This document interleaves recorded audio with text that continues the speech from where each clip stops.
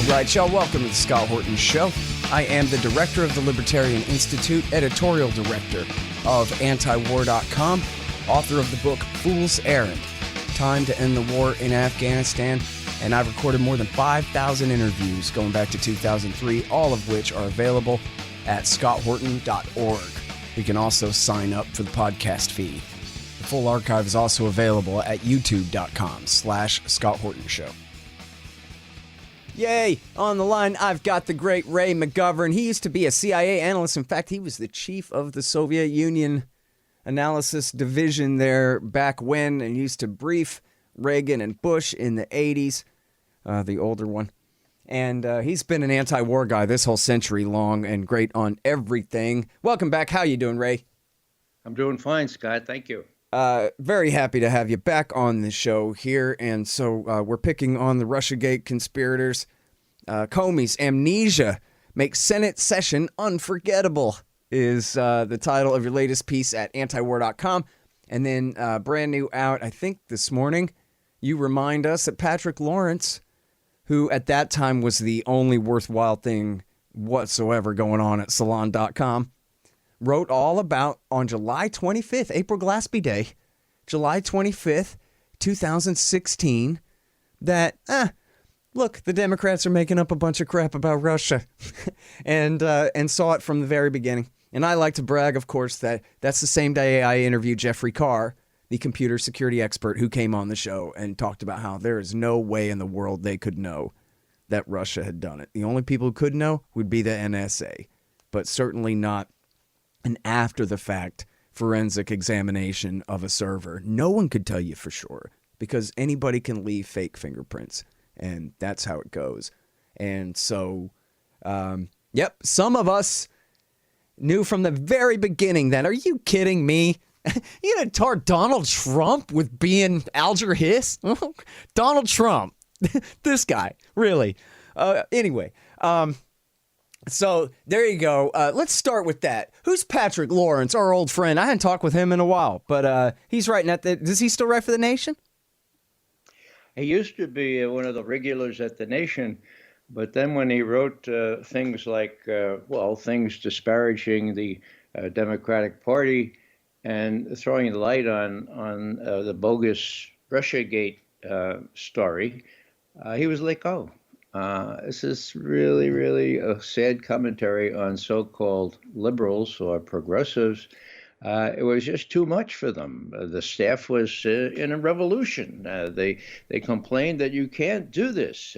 It can't be.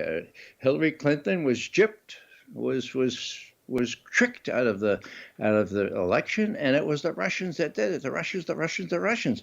And so he was let go. Can you imagine? He got it right.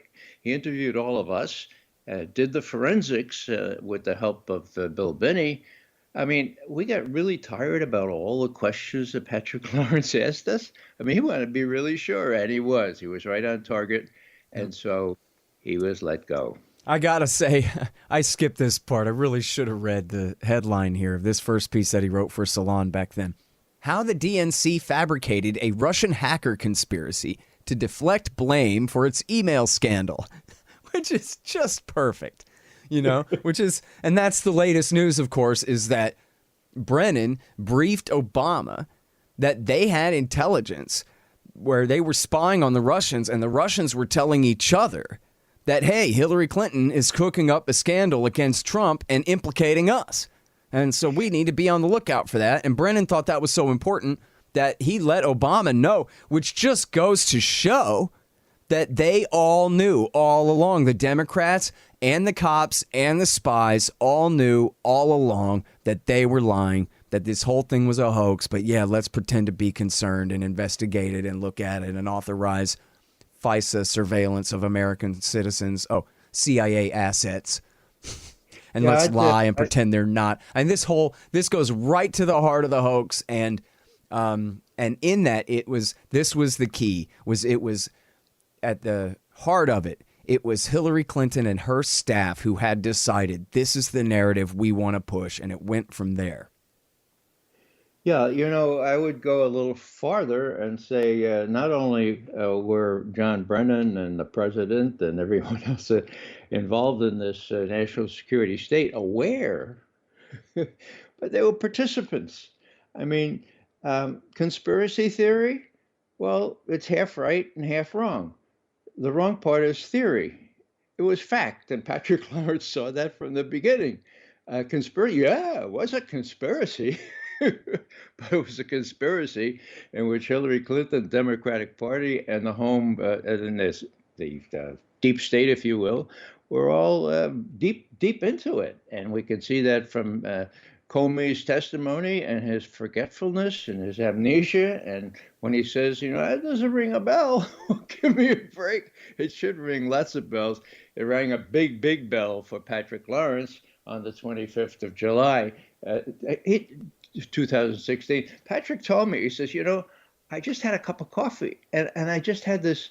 I mean, it just came right off the top of my head. I mean, this is so bogus. Who's gonna believe Robbie Mook coming on TV when NSA, as you point out, is the only person or the only place where they could be sure of the Russian hacking? And as your listeners probably know, since I've mentioned this before, the whole thing came apart 5 months ago. Okay, now when I say 5 months ago, on May 7th, testimony was declassified because Adam Schiff, the head of the Intelligence Committee in the House, was forced to declassify. Now, what was it?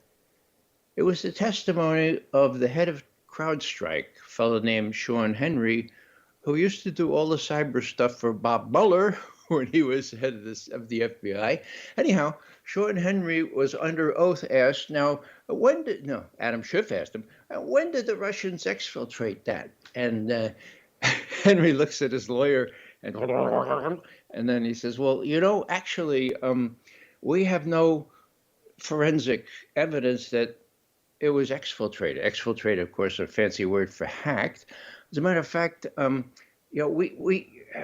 we usually get that kind of thing, but in this case, we don't have any technical evidence that it was hacked actually by Russia or by anybody else. Now, I'm talking about the DNC emails. Well, and look, there's only one thing you omitted there, which is important, which is in brackets, lawyer leans over, whispers in ear, and then, okay, well, I got to admit, we don't have any proof that they did. Which I thought was important there, that he was being instructed by counsel, don't lie about this to these guys in this moment because you could get in trouble.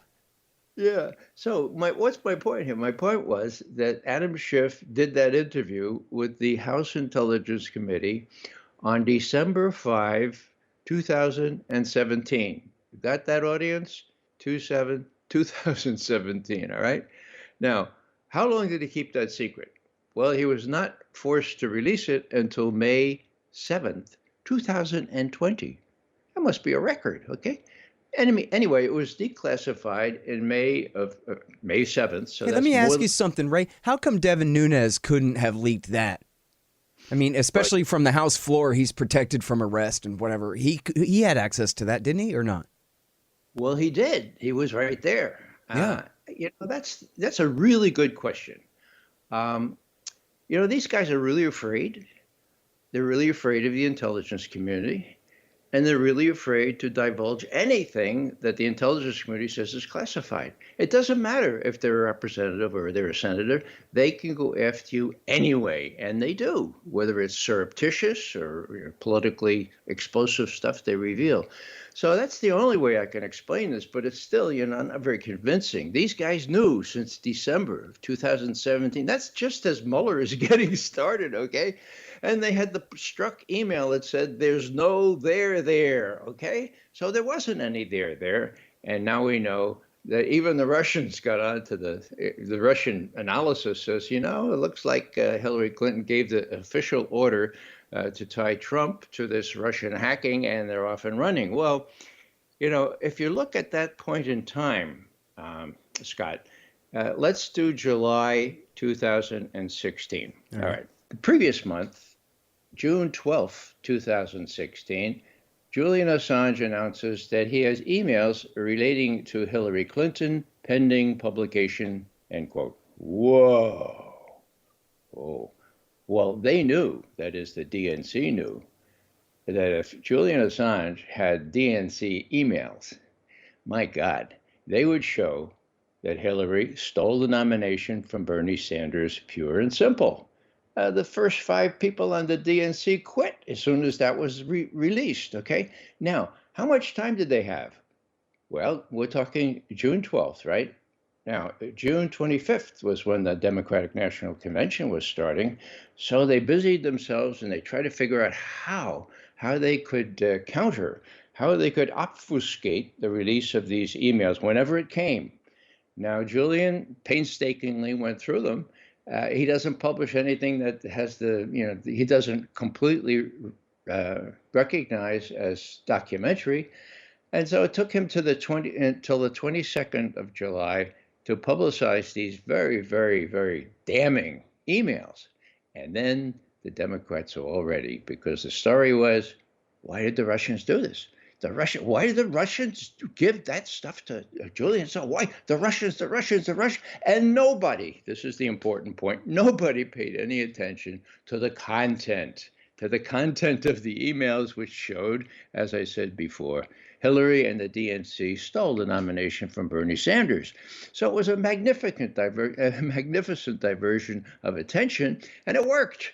And it was easy to see through that right from the start. I mean, I like to point out that Bill Casey, who was head of the CIA under Reagan, at the first cabinet meeting, he said 2 things. One is well known. Quote, "We'll know when our disinformation program is complete, when everything the American public believes is false." Okay, we know about that. Now, how do we know about that? Because Barbara Honegger, a good friend of mine, was there. Now, he also said this: "I'm astonished to discover that 80% of the, quote, intelligence, end quote, that the analysis side of the CIA produced was based on open public sources like newspapers and magazines," end quote. Well, okay, what's the point? The point is that anybody who reads more than the New York Times could have figured out that Russiagate was bogus from the start, not only because of the technical things that Bill Binney and his former NSA technical directors adduced as evidence or lack of evidence, but also because it made incredibly good sense. And, just to put another fine point on this, I was at a sort of a group meeting at the Center for American Progress, I guess it is, the old Hillary Clinton think tank. Okay, now this is a couple months after Trump came in, and Jennifer Palmieri, who was Hillary's PR person, said, this Russiagate thing, we got to play it to the hilt. When it first came out at the convention, I went around with my golf cart and I tried to sell it to the media, and it was really hard because I had trouble believing it. But then, and this is important, when we go back to Brooklyn, their headquarters, then intelligence people came to us and showed us the evidence, and journalists who were really plugged into intelligence. And then we were off and running. And then the Obama administration would confirm part of this. And then, so this is all we got now, folks. Play it to the hilt. Russiagate, Russia did it. I mean, I was astonished. Now, who else was there? This guy, Jonathan Weiner. Now, he's going to be interviewed by one of the Senate committees now. He was Hillary's hatchet man for Libya and for other things. And the word is that he played a real strong role in the Steele dossier. So a lot of that's going to come out in the wash now. The only problem is there's only 3.5 weeks left to do the wash. It's going to be too late. Yeah, well, and I don't know if you saw this, where Trump is raging on Twitter that, hey, Barr, are you going to indict somebody or what? And by the way, including you should indict my current opponent for president, Joe Biden, which Biden is guilty of conspiracy in this whole thing, pretending to believe that the already designated national security advisor of the president-elect of the United States of America could possibly be guilty of violating the Logan Act for telling the Russian ambassador, not that he would do anything for him, just please don't overreact to what Obama did to you. Oh, yeah. Yeah, no, that's... Speaking of high treason. Mm-hmm. And so Biden does belong in irons for that. But yeah, a little bit too late. And it's clear that... Okay, I won't say it's clear, but it's pretty obvious. I could be wrong, but yeah, I don't think so. That Durham and Barr are playing the exact role that they've played, their whole careers, which is covering for the institutions. And you might think, I guess the contest was, right? Is Barr an ideological presidentist enough in a like David Addington way where like no matter who you are, if you are the president, man, you're the king of America and you can do whatever the hell you want and I better obey that? Or is he just a man of the state and ultimately his job is to admonish a couple of CIA and FBI agents and officers, but never take on the institutions themselves or put them in check or in any real danger of prosecution for daring to take on, in essence, doing exactly what they accuse the Russians of doing, destroying our democracy, destabilizing and undermining Americans' confidence in their vote and, their sovereignty over their leaders and all of these things. Well, I think there's another element here. Barr is one of these aficionados of the unitary executive, as you say. He thinks the president should be able to do about anything, but he's also afraid. He talks about, he's got a big hat, but no cattle. He talks big, and Trump talks big, and he says, we got these guys. Trump says, I have a chance to get the deep state right now. And you, Barr, have a chance to go after them and make history. Okay. Oh, that's big talk. Barr says the president was spied upon. Oh, well, that's big history too. Now, it's all going to peter out. And it's all going to now. I would love to be wrong on this, and I'd love to come back 3 weeks from now and say, "My God, they stepped up to it and they revealed what really happened." But I don't think that's going to happen. And I think the major factor here is fear, because I'll just remind people that as soon as Trump was elected, as soon as he was inaugurated, Chuck Schumer arranged to go on Rachel Maddow on the 3rd of January, 2017. You know what, Ray? Let me play the clip. I have it here embedded from your article. And it's worth it. It really is worth hearing. So here we go. This is, it's not very long. It's a minute and a half. The latest statement, latest tweet, as you were just saying, the president-elect's latest unsolicited pronouncement on the intelligence community. This was his tweet just a little while ago tonight. You see the scare quotes there. The intelligence briefing on so-called Russian hacking was delayed until Friday. Perhaps more time needed to build a case. Very strange. We're actually told, intelligence sources tell NBC News since this tweet has been posted, that actually this intelligence briefing for the president-elect was always planned for Friday. It hasn't been delayed. But he's taking these shots, this antagonism, this taunting to the intelligence community. You take on the intelligence community, they have 6 ways from Sunday at getting back at you. So even for a practical, supposedly hard-nosed businessman, he's being really dumb to do this. What do you think the intelligence community would do if they were motivated? I don't know, but from what I'm told, they are very upset with how he has treated them and talked about them. And we need the intelligence community. We don't know what's going on. Look at the Russian hacking. Without the intelligence community, we wouldn't have discovered it. Do you think he has an agenda to try to dismantle parts of the intelligence community? I mean, this form of taunting, hostility. Whether you're a super liberal Democrat or a very conservative Republican, you should be against dismantling the intelligence. Wow. That speaks volumes, doesn't it? It sure does. And listen, I want to mention one more thing before I let you go off on a tear here, and that is, and this is coming up from another interview later today, is where I found this. Is this article at the Quincy Institute where he cites this tweet by Michael McFaul from the Obama government saying Trump has lost the intelligence community. He has lost the State Department. He has lost the military.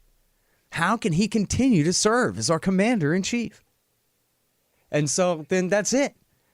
You know, all these people in flyover country, like you exist simply to pay taxes and give them your sons to use up as cannon fodder. You're not even in the equation at all. The government is, we, the national security state, in order to form a more perfect national security state, decide who gets to be the president and how far of a leash we give him. In fact, this is one of the top headlines on antiwar.com today is Trump says he wants out of Afghanistan by Christmas. The military says, screw you, belay that order. We're not listening to him. We don't care what he says. And you know what? We'll wait and see after the election. Like he's just some guy. Like the headline was, Ray McGovern tweets that he wants the troops home by Christmas, not the president of the United States of America, who happens to be the highest link in the chain of command, says so.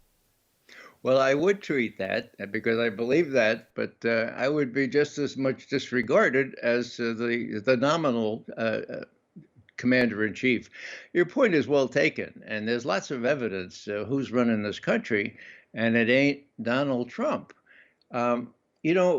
Just to go back to Schumer and Maddow, the more I think about that, and the more I write about that, it's very, very clear that this was a setup. I mean, this was a warning to the president-elect. Look, don't cross the intelligence community, okay? And this is not the first time this kind of thing happened. When Obama came in, the head of the CIA, General Michael Hayden, warned him, look, you cross the intelligence community and you're gonna regret it. Nobody will cooperate with you, is what he said, okay? Now, interestingly, Obama didn't even invite General Hayden when his successor was nominated. Hayden was banished, and of course he's kind of retaliating for that ever since. But the important thing is that was the 3rd of January. This is the last warning that the deep state would give Trump. Now, he's not experienced in Washington. He's coming in there. He's not even president yet. He probably flipped this off or didn't. Nobody told him about it. But on the 5th of January, oh, by the way, let me just say that recently released voicemail, or not voicemail, but texting between Peter Strzok and others indicate that the FBI workers were really, really wondering whether the FBI will ever get their act together, because they knew that the meeting that Trump was going to have with the heads of the intelligence community was scheduled earlier, and that the president and his advisors did delay it precisely for the reason that Trump alleged, namely they didn't have their act together, okay? So and this is the same conversation, right, in these text messages where they're buying some kind of malpractice insurance or something. What's that about? Well, the FBI folks, a lot of them say, well, that's not unusual. Well, it sure as hell is unusual because of the stated reasons. Oh, my God, we're into this now. We better get the, we've cooperated. We've signed the documents. We better get malpractice insurance.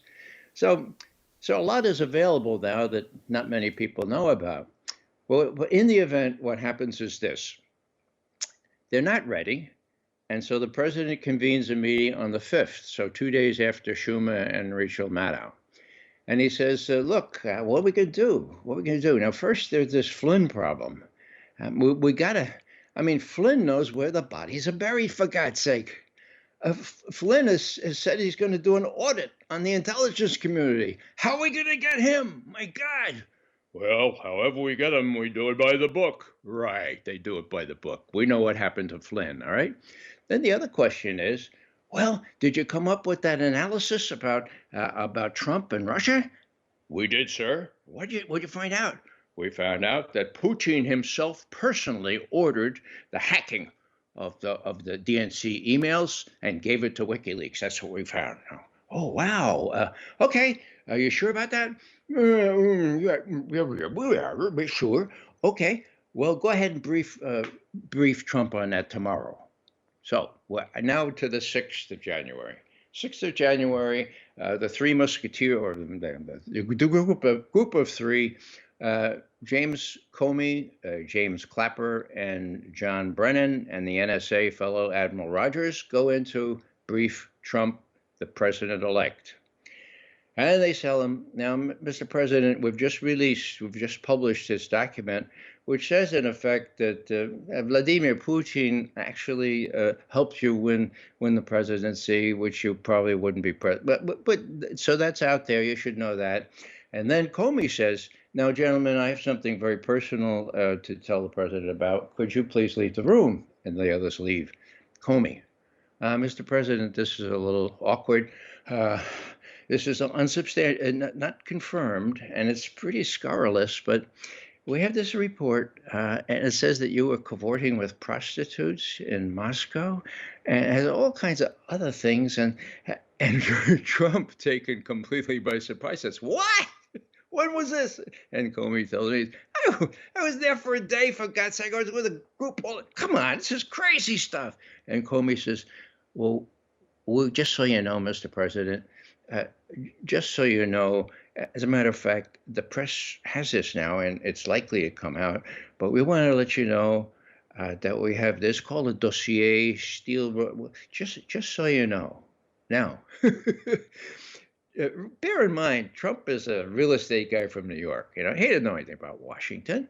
If it were I or you, Scott, I dare say, we would have said, Mr. Comey, thank you very much indeed. We know that this is J. Edgar Hoover tactics on steroids. Would you please go back to your office, clean it out, because you're out of here as soon as I'm president. I mean, it's very clear what happened. It took Trump 4 months to acknowledge in an interview with the New York Times that, yeah, Comey was trying to hold this over me as leverage, okay? I never understood why. They went through this whole thing about, listen, I need your loyalty and all that. Why would you want to keep Obama as head of the FBI? Just ask Giuliani who to hire from the Justice Department or whatever, I never understood why he kept Comey at all. Well, I think the answer is this. When you're a real estate salesman in New York, you have ways to induce cooperation. Nobody can really resist your blandishments. You're a pretty effective guy. And so you try to cajole this fellow. You don't realize what the stakes are, not in Washington anymore. And so you kind of say, well, let's get this guy on my side. I wouldn't want to fire him because Trump didn't know everything that he knows now. So he spent 4 months trying to cajole Comey. Of course, Comey would not be cajoled, or the more so since he had his tracks to hide. That's what he did before the election.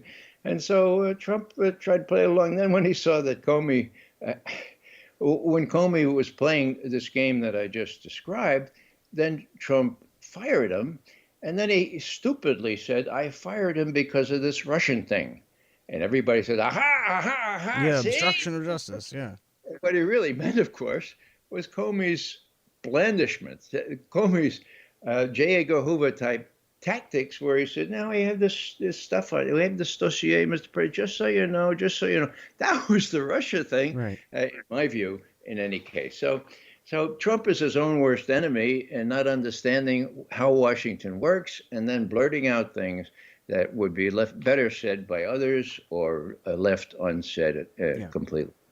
Hey, y'all, here's the thing. Donate $100 to the Scott Horton Show, and you can get a QR code commodity disc as my gift to you.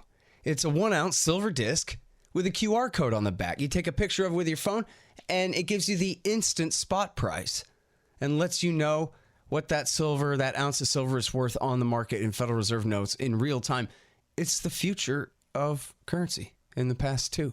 CommodityDiscs.com, or just go to scotthorton.org/donate. Hey guys, Scott Horton here for expanddesigns.com. Harley Abbott and his crew do an outstanding job designing, building, and maintaining my sites, and they'll do great work for you. You need a new website? Go to expanddesigns.com/Scott and save $500. Hey guys, check out Listen and Think audiobooks. They're at listenandthink.com and, of course, on audible.com. And they feature my book, Fool's Errand, Time to End the War in Afghanistan, as well as brand new out Inside Syria by our friend Reese Erlich, and a lot of other great books mostly by libertarians there. Reese might be one exception, but essentially they're all libertarian audiobooks. And here's how you can get a lifetime subscription to Listen and Think audiobooks. Just donate $100 to The Scott Horton Show at scotthorton.org/donate. But now, so, you know, it's such a complicated story, and there's so many different facets to it, and the forest and trees things get in each other's way. But, you know, the bottom line here is that the entire investigation here from that setup right before he took power through, you know, I guess, what was it, May or April or May when they appointed the special counsel, and then 2 years of the Robert Mueller investigation. All of this was part of the hoax. All of this was just them pretending to take this seriously, pretending to investigate this. And, you know, I'm reminded when you're talking there about, you know, the early Trump days there, that in Woodward's first book, Fear, he has the whole part, and he trashed the dossier. You might remember, he was like, this is a garbage document, Woodward did. He's like, look, I'm a real journalist. I looked at this thing and I threw in the garbage can where it belongs. Give me a break. But anyway, in the book, he talks about how Trump's lawyer, Dowd, went to, I think is it Andrew Weissman, who's the right-hand man of Mueller in the thing? That's correct. And he said, listen, here's the deal. You be fair with us and we'll be fair with you. And he went to Donald Trump and he said, look, I'm your lawyer. You can tell me, but you got to tell me. I got to know. Did you do this at all? And Trump went in a rage. Hell no, I didn't do anything. The whole thing is big, stupid, fake lies, obviously. So he says, well, okay, but I want to turn over every scrap of paper we've got to Mueller. I want them to knock this out as fast as they can. And so we're going to give them everything. Are you okay with that? And Trump says, yes, I'm okay with that. Give them everything. And so they gave him everything. They hired a Ryder truck to come and get the boxes of documents of every scrap of paper from the campaign. Here's everything we've got about everything here. From the very get-go, which is all you needed to know about. Can you imagine if Donald Trump had done it? That's how he would have handled it at all. I mean, that is all you need to know. That was all Woodward needed to know that there is no there. Of course there isn't. This whole thing is stupid. And they kept this going. And look, remember, Ray, we spent a year saying, man, they kept this going for 3 years. Well, now they brought it all back again. So now it's 4 years and they're still pushing this stuff. It's crazy. Well, they can do that because they control the media, of course. You know, when you talk about Strzok, Peter Strzok, who is the deputy head of counterintelligence at the FBI, this exchange of emails that he had with his lover, who happened to be the counsel to the deputy director, McCabe, it's very rich in detail. And among the things he says, after looking into possible Russian ties to the Trump campaign for 5 months, mind you, 5 months, Mueller is appointed to do his job. And Strzok says to Lisa Page, you know, Lisa, I don't know, they want me to join the Mueller task force, but I don't know. It's a waste. You know, there's no there. There's no there. No, that was before he joined the thing. And then when they found out his history of being completely pro-Hillary and anti-Trump, they fired him. But there was no there. That came from Peter Strzok. So how did Mueller get appointed? Well, we all know that the head of the FBI, James Comey, right after he was canned, he leaked some documents to the New York Times through an intermediary to embarrass Trump, and that was enough to get Mueller appointed. Now, this is not McGovern speculating. When Comey was asked why he leaked these documents or his conversations with the president, he said, "Well, I wanted an investigation. I wanted a special counsel appointed. That's why." And thank you, Jesus. 2 days later, Bob Mueller is appointed. Bob Mueller, James Comey's best friend forever, was appointed special counsel. Now, the other thing is 2 years, almost 2 years. Why?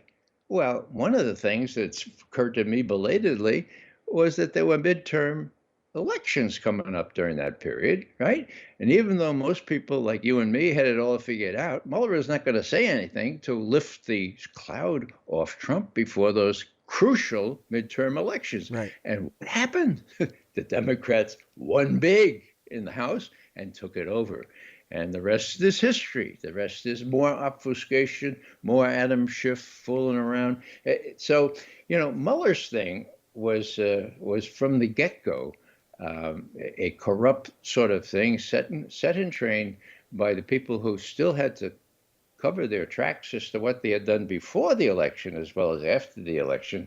And of course, he came up. Maybe the amazing thing is that he refused the blandishments of Andrew Weissman and others to go farther than the evidence allowed.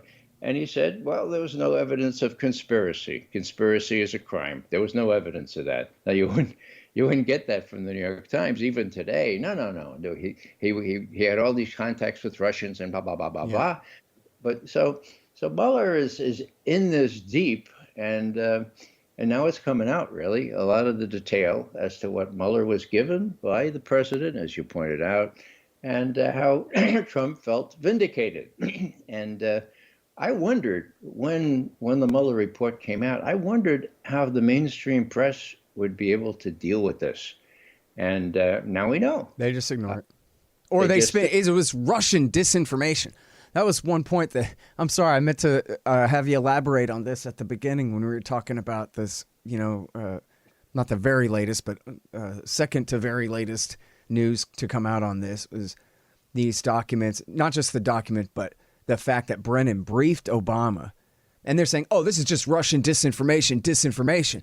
But that's only if you beg the question and presume your conclusion that they did it and they're just trying to somehow spin away from that. But if you believe that, then you have to believe that the Russians knew that the CIA was spying on them and then deliberately, put this disinformation out on there, which I guess is plausible, but it would imply that the CIA are damn fools who, in this case, were damn fools and thought that they had some great signals intelligence on the Russians when really they were having their chain jerked around by the Russian side.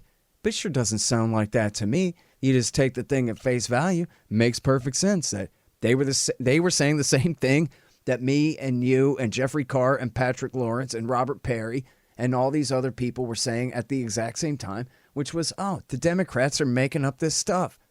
And then it was important for Brennan to explain this to Obama, right? That not because, I don't think that was like his backhanded way of letting Obama know that Hillary was making this up. They'd have had that as a separate conversation. The point was the Russians think this. And the Russians are concerned that they're being framed here for whatever that's worth. The president needs to know that. And that was why he briefed him, right?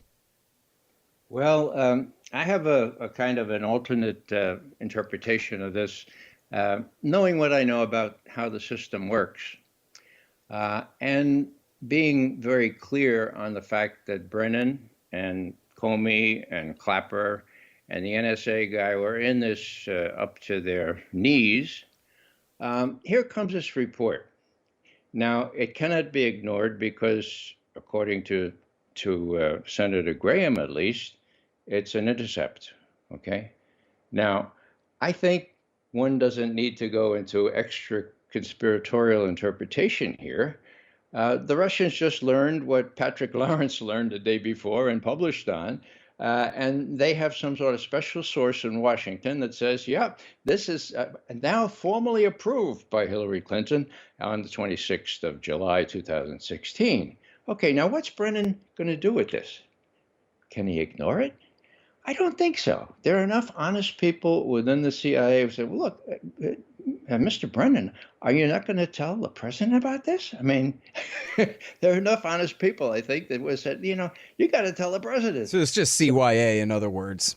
Well, yeah. So Brennan goes down to the White House and with a smirk, how do I know that? Well, the Peter Strzok, Lisa Page text exchanges indicated that the President Obama was being filled in on all of this. He wanted, quote, to know everything we're doing, end quote, according to Deputy Director McCabe's major counsel, Lisa Page. He wanted to know everything we're doing, okay? So here's Brennan. He goes to the president and he said, look, the Russians are onto this too. We have to go through the motions here. I just want to let you know this. It's available. It could get out in some way. So we better cover our derrieres and make sure we do a referral to the Department of Justice.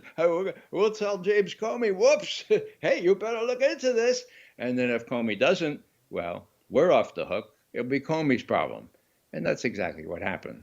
It was ignored by Comey. There was no investigation. Were they going to investigate themselves? So I'm even more cynical, but less conspiratorial on this. I think it was a matter of, well, this hit the fan. It had to be dealt with, and they couldn't just bury it under the rug.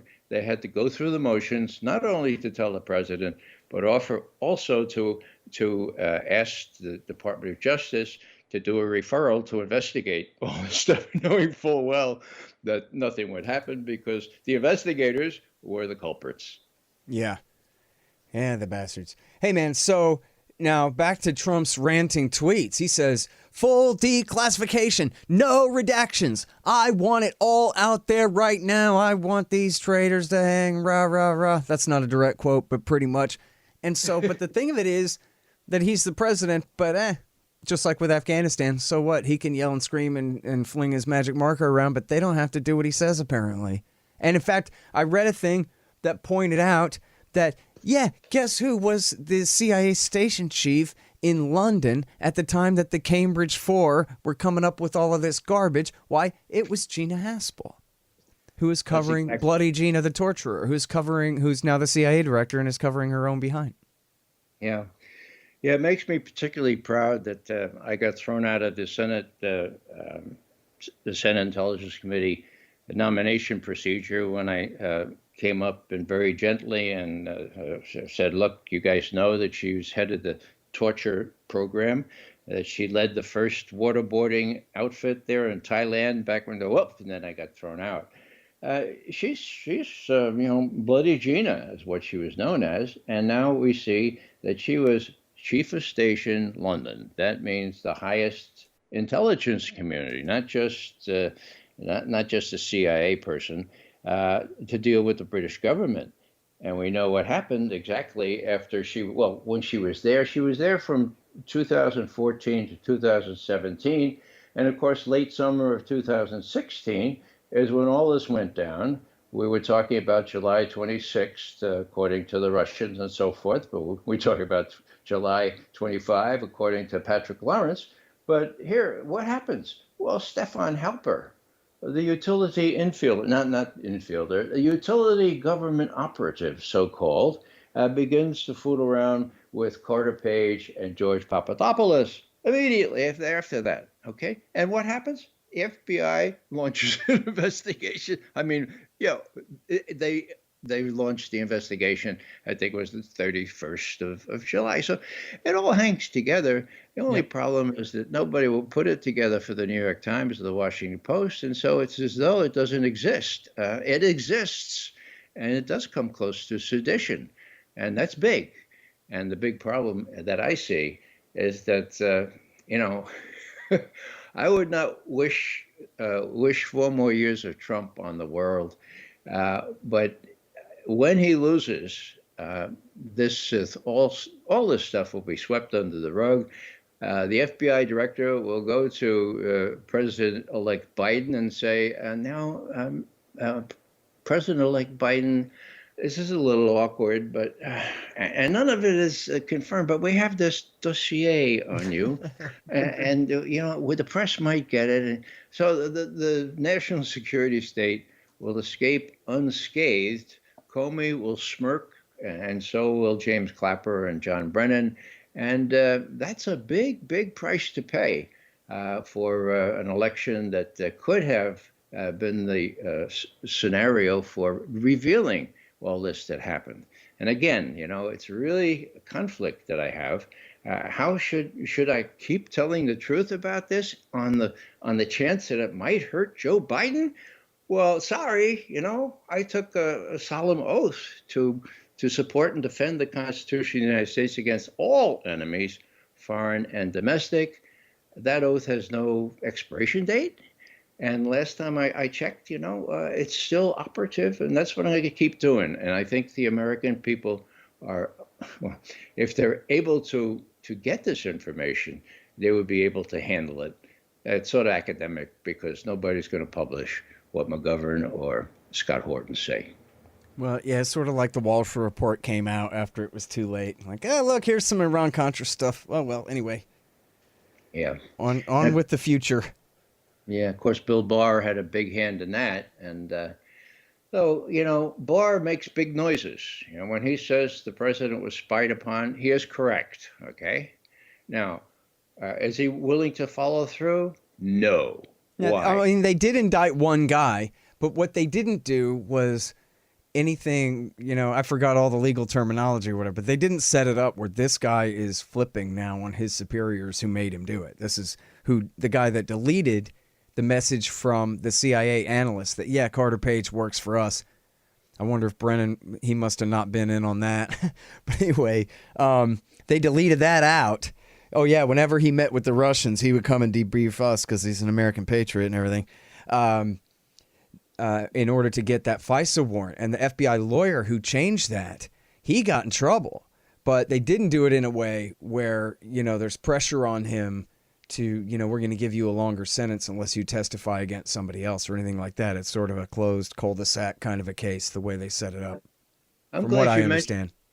Yeah, I'm glad you mentioned that, Scott, because that's one of the big unknowns. He pleaded guilty, okay? So what does that mean? Normally it means that he's going to sing, right? He's going to say, well, I did it, but Comey told me to do it, or McCabe told me to do it.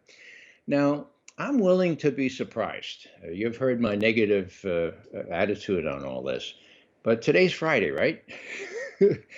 It could be that John Ratcliffe, the head of the national, he's the director of national intelligence, will have the cojones to do what Trump has authorized, and that is to release more information. And he really is a new, younger Trump guy, and not like Dan Coates, the old senator, in that position. So he really might do it, right? I think he's more likely to follow through than Barr or Durham. Yeah. Well, Barr is the key. If he authorizes Durham to go ahead and do an interim report, which is very much what Devin Nunes, the ranking member of the House Intelligence Community, wants, then, I would be pleasantly surprised because the American people would at least have a shot at what really happened. Now, as you know, from what I've said before, I think they're all going to chicken out. And of course, the biggest chicken of all is Donald Trump.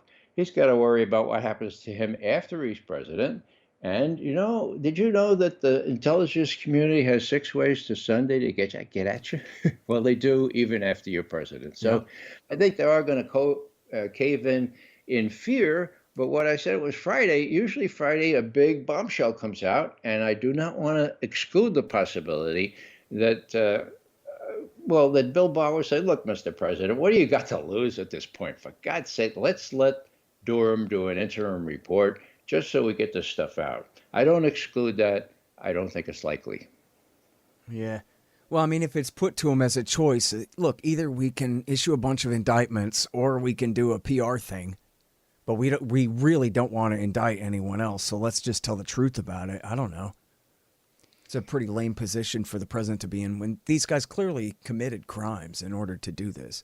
And the whole thing is, again, as you said, it comes close to sedition. Like, I don't know exactly what the terminology is there. And for the Lysander Spooner fans in the audience, these people, like Ray, actually did owe allegiance and took their sacred oath to the law, that the Constitution that creates their authority. Not that the FBI or CIA are in the Constitution anywhere or anything.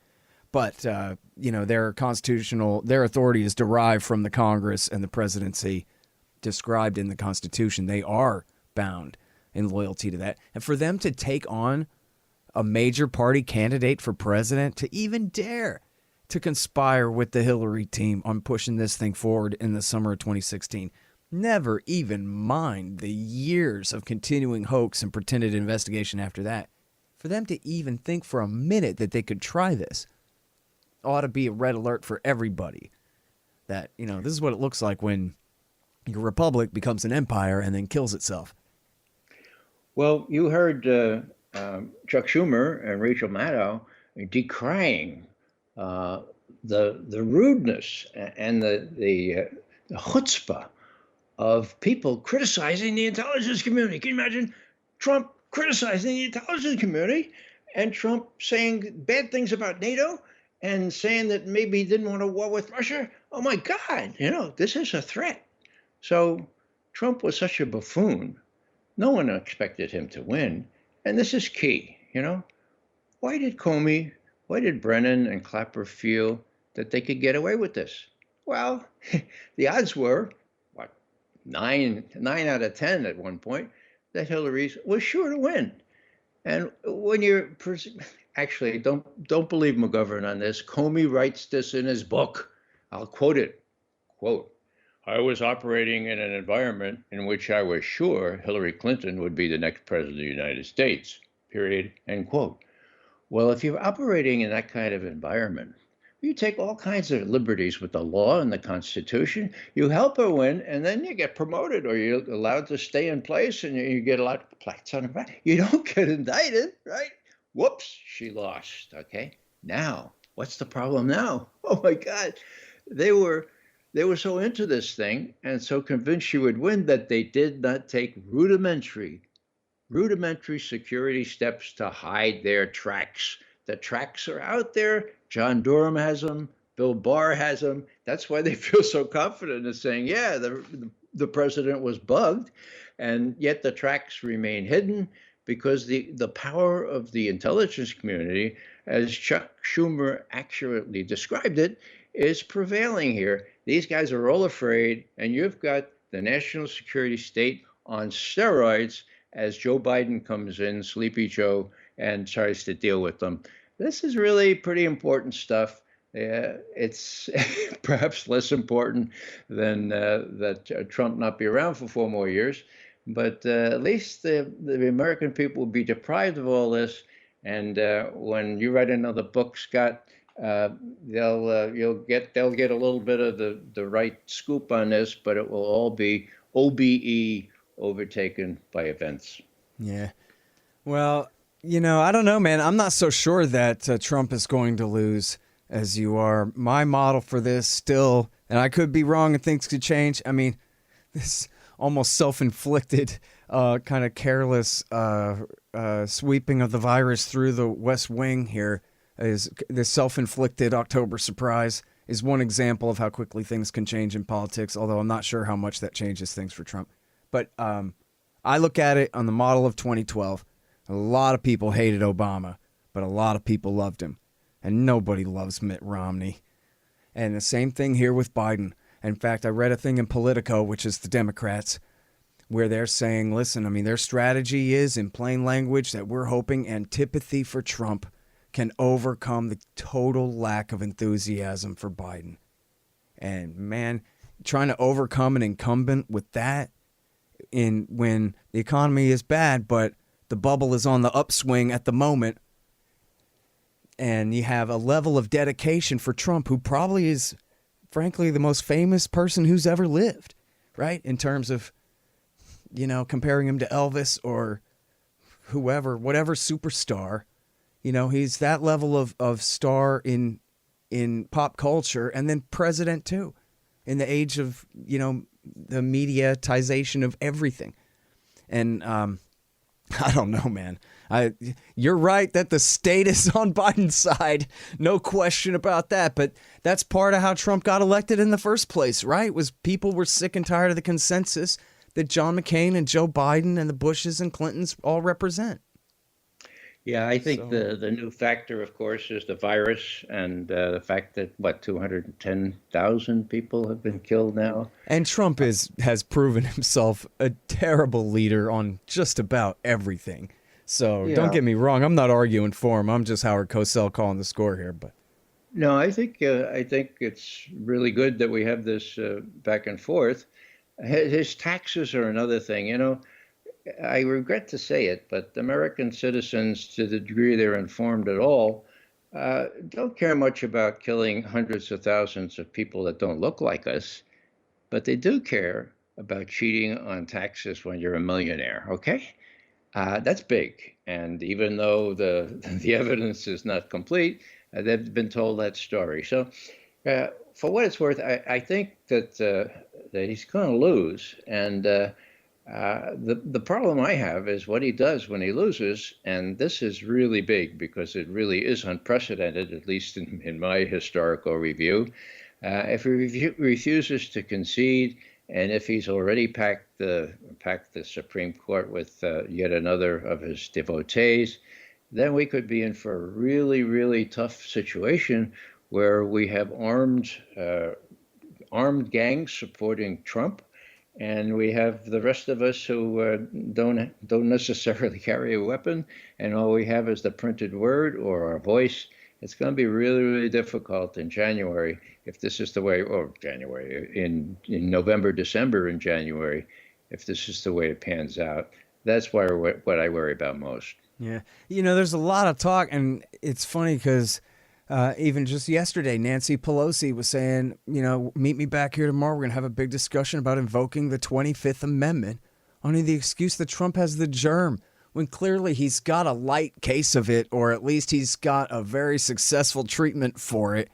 And she wants to pretend to believe that this can be, and under the 25th Amendment, you got to get the cabinet to go along with this. I mean, what is she even talking about? There's this whole thing, the Election Transparency Initiative, I forget exactly what it's called, something like that, where, as Rosa Brooks, the law professor at Georgetown University, put it in her piece in the Washington Post about it, under their scenario, in any situation other than a Biden landslide, they fight. And the Democrats refuse to concede, and they call it Trump stealing it. And they point at armed right-wingers and pretend that that's the coup, when actually they're the ones doing the coup. And like a color-coded revolution and attempted one in Belarus or something, where, and they're even saying that they accuse Trump of this, but they say themselves that they would have the Democratic-controlled state legislatures in the Midwestern states defy the vote and send Democratic electors to the Electoral College. And if that didn't work, they would even get the West Coast, 3 states, to threaten to secede from the Union. And this is Podesta, Hillary Clinton's campaign manager, and all, leaders of the Democratic Party essentially saying, and I'm not sure I can imagine Biden really going along with this, but essentially saying if they don't win outright, that they will do everything they can, as Hillary Clinton said, that Biden should refuse to concede the election under any circumstances. Yeah. So I'm not sure who's gearing up to steal this thing more than the other. From here, it looks like about a wash, probably, If we have one more minute, I just want to point out from my Russia background that Vladimir Putin almost certainly has his strategic rocket forces on alert. Why do I say that? The President of the United States is on steroids. He acted like he was dominated by steroids and putting out, 47 tweets in 1 hour? He's not reliable. People talk about taking the nuclear football away from him. They should. And so this is really, really, really, really dangerous, because when Putin and the rest of the Russian authorities cannot be confident that the President of the United States won't thresh out, as he does politically, or even try to use some of his armed forces to force an incident over the Black Sea or wherever, that's really... Now, do we know that they're on alert? No, we don't know. Would we know? No, we wouldn't know, because everybody is damn scared to leak anything because they'll end up like Julian Assange with life in a maximum security prison. Yeah. Well, let's hope we don't get all blowed up. I'm with you on that, Scott. Yeah, man. Yeah, and, let's hope tweeting is the worst of it. But you're right. I mean, those things can cause a lot of rage and anxiety and crazy kind of reactions in people. Although it doesn't seem like he'd be on that treatment over a very long period of time here or anything. So, I don't know. Anyway. But anyway, you're right about the one more minute. We got to go. But thank you so much for spending an hour with us. It's been great talking with you as always, Ray. Most welcome, Scott. All right, you guys, that's the great Ray McGovern. He's at raymcgovern.com, and he's also at antiwar.com here. Comey's amnesia makes Senate session unforgettable. Oh, yeah, and I forgot the latest one is Trump orders Russiagate documents declassified. So what? I totally forgot. I even asked you, geez, did you notice that he had ordered the thing to Yeah. Anyway, you wrote a whole article about it. I approved it. We're running it at antiwar.com. And I am officially as old as you somehow now, Ray. But anyway. No, don't even say that. All right. Take care, buddy. Love you, man. All right. You take care. The Scott Horton Show, Anti-War Radio, can be heard on KPFK 90.7 FM in LA, APSradio.com, antiwar.com, scotthorton.org, and libertarianinstitute.org.